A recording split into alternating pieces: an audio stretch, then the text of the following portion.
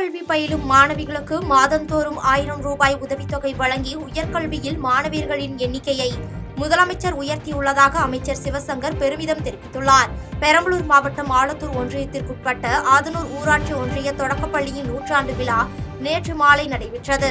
இதில் தமிழக போக்குவரத்து துறை அமைச்சர் சிவசங்கர், மாவட்ட ஆட்சித்தலைவர் கிரேஸ் பச்சாப் கலந்து கொண்டு 100ஆண்டு சுடரொளி ஏற்றி வைத்து 100ஆண்டு நினைவு தூணை திறந்து வைத்தனர்.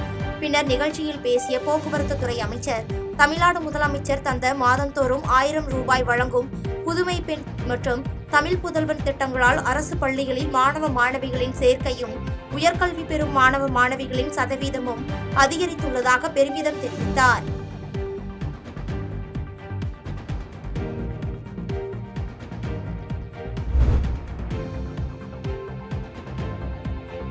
ஆளுநர் விவகாரத்தில் தமிழ்நாட்டு மக்கள் கொதித்து போய் உள்ளார்கள்.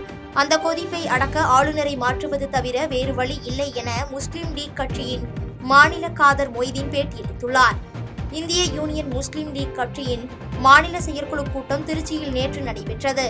இதில் அக்கட்சியின் தேசிய தலைவர் காதர் மொய்தீன், MP நவாஸ்கனி உள்ளிட்ட மாநில செயற்குழு உறுப்பினர்கள் ஏராளமானோர் கலந்து கொண்டனர். கூட்டத்தில் வக்ஃபு சட்டத்தில் திருத்தங்கள் கொண்டு வந்துள்ள மத்திய அரசுக்கு கண்டனம் தெரிவித்தும், ஆளுநர்களின் அதிகாரம் தொடர்பாக உச்சநீதிமன்றம் அளித்த தீர்ப்புக்கு வரவேற்பு அளித்தும் தீர்மானங்கள் நிறைவேற்றப்பட்டது. கூட்டத்திற்கு பின்னர் செய்தியாளர்களை சந்தித்து பேசிய காதர் மொய்தீன், ஆளுநர் விவகாரத்தில் தமிழ்நாட்டு மக்கள் கொதித்து போய் உள்ளதாகவும் அந்த கொதிப்பை அடக்க ஆளுநரை மாற்றுவது தவிர வேறு வழி இல்லை என தெரிவித்தார். தமிழ்நாட்டு ஆளுநரை பற்றி தமிழக அரசு தொடுத்திருக்கிற வழக்குகள் தீர்ப்பாகி 2 தினங்களுக்கு முன்பு மிகப்பெரிய வரலாற்றை மாற்றி அமைத்திருக்கிறது. இப்படிப்பட்ட தீர்ப்பை பொறுமையாக இருந்து முறையான சட்ட ரீதியான அணுகுமுறையை பின்பற்றி உச்ச நீதிமன்றத்தில் வழக்கை தொடுத்து வெற்றி பெறக்கூடிய வாய்ப்பை உருவாக்கி தந்த தமிழக முதல்வர் அவர்களுக்கும் தமிழக அரசுக்கும் இந்திய யூனியன் முஸ்லீம் லீகின் சார்பில் எங்களது வாழ்த்தை நாங்கள் தெரிவிக்கிறோம்.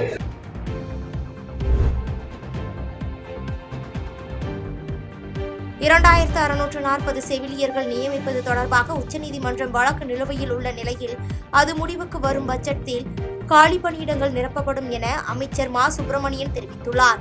கன்னியாகுமரி மாவட்டம் நாகர்கோவில் ஆசாரிப்பள்ளம் அரசு மருத்துவக் கல்லூரி மருத்துவமனை வளாகத்தில் நடைபெற்ற விழாவில் 5.90 கோடி ரூபாய் மதிப்பீட்டில் 15 புதிய மருத்துவ கட்டிடங்களை திறந்து வைத்து பயனாளிகளுக்கு நலத்திட்ட உதவிகளை அமைச்சர் மா. சுப்பிரமணியன் வழங்கினார்.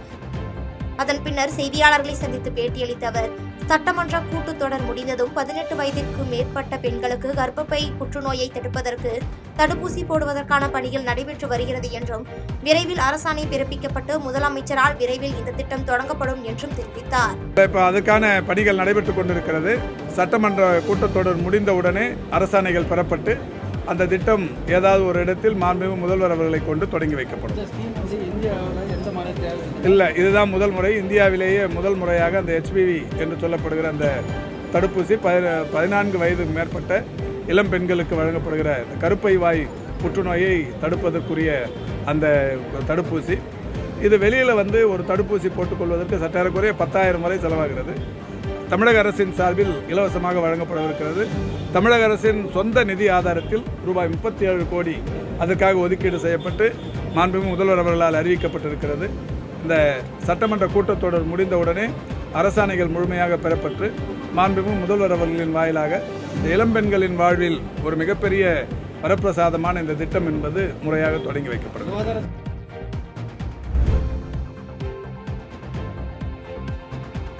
ஒசூர் அருகே அரசு மருத்துவர்களின் அலட்சியத்தால் 4 வயது குழந்தை உயிரிழந்ததாக உறவினர்கள் சாலை மறியல் போராட்டத்தில் ஈடுபட்டனர்.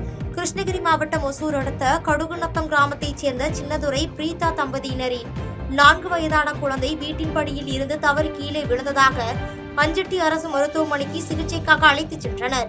அங்கு மருத்துவர்கள் குழந்தைக்கு காலில் அடிபட்டுள்ளதாக கட்டுப்போட்டு அனுப்பியுள்ளனர். பின்னர் மீண்டும் குழந்தைக்கு உடல்நிலை சரியில்லாததால் தர்மபுரி அரசு மருத்துவமனையில் சிகிச்சை பெற்று வந்த நிலையில் தற்போது கொரோனா தொற்று காரணமாக குழந்தை உயிரிழந்ததாக மருத்துவர்கள் கூறி தனி ஆம்புலன்ஸ் மூலம் சொந்த ஊருக்கு அனுப்பி வைத்துள்ளனர். இந்நிலையில் மருத்துவர்கள் உரிய சிகிச்சை அளிக்காமல் அலட்சியமாக இருந்ததால் குழந்தை இறந்ததாகவும் மருத்துவர்கள் மீது உரிய நடவடிக்கை எடுக்க வேண்டும் என உறவினர்கள் 100க்கும் மேற்பட்டோர் அஞ்செட்டி பேருந்து நிறுத்தம் பகுதியில் ஆம்புலன்ஸில் இறந்த குழந்தையின் உடலுடன் சாலை மறியல் போராட்டத்தில் ஈடுபட்டனர்.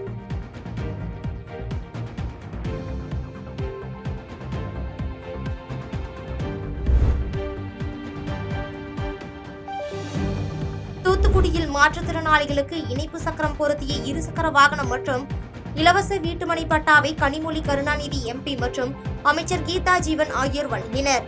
தூத்துக்குடி மாவட்ட மாற்றுத்திறனாளிகள் நல அலுவலகம் சார்பில் இணைப்பு சக்கரம் பொருத்திய இருசக்கர வாகனம் கேட்டு விண்ணப்பித்த 60 மாற்றுத்திறனாளிகளுக்கு இணைப்பு சக்கரம் பொருத்திய இருசக்கர வாகனங்கள் வழங்கும் நிகழ்ச்சி நடைபெற்றது.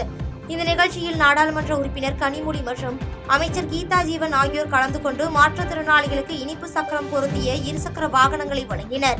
மேலும் வருவாய்த்துறை மூலம் இலவச வீட்டுமனை பட்டா கேட்டு விண்ணப்பித்த 93 நபர்களுக்கு வீட்டுமனை பட்டாக்கான ஆணைகளை வழங்கினர். இதனைத் தொடர்ந்து தூத்துக்குடி மாவட்டத்தில் உள்ள 180 ஆரம்ப சுகாதார நிலையங்களுக்கு தேவையான உபகரணங்களை வழங்கினர்.